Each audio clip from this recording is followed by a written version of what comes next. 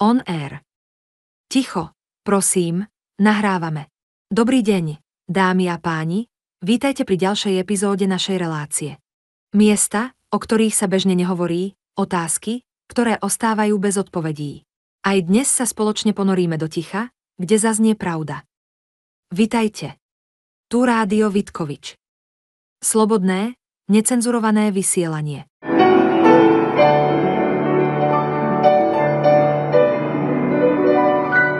Počúvate Rádio Vitkovič.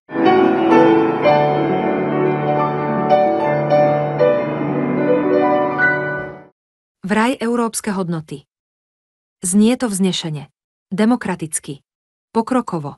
Ale čo to vlastne znamená? A čo to dnes znamená v praxi? Ticho, prosím, nahrávame. Vítajte. Vítam vás všetkých, dámy a páni, pri počúvaní dnešnej relácie. Všetkých myslím tým z každého názorového brehu, pretože dnes to bude opäť zaujímavá relácia, pretože tieto informácie, neviem prečo, normálne médiá v Čechách a na Slovensku o tom nehovoria.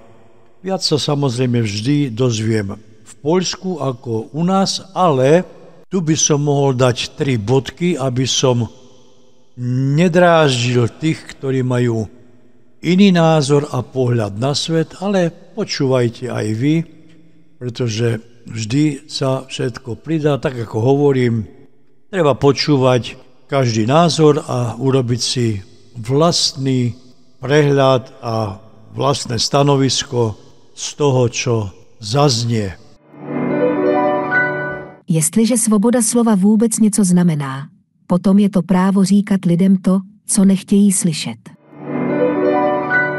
Gabriel Teleky pokračuje v práci svojej nebohej manželky, super investigatívnej novinárky slovenskej Janky Teleky, ktorá vytvorila webovú stránku eurorespekt.sk,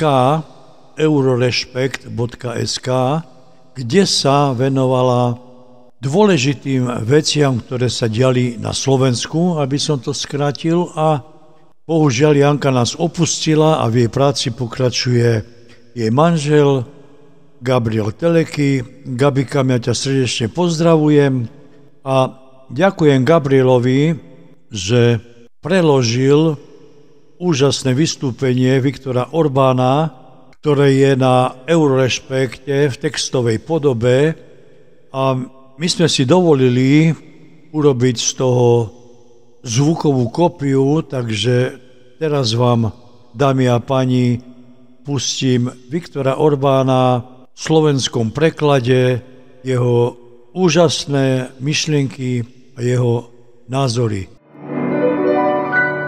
Gabriel Teleky. Keď hovorí patriot.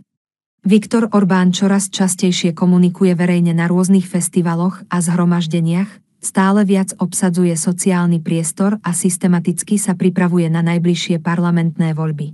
Jeho vyhlásenia a prejavy sú vždy autentické, priame, zrozumiteľné.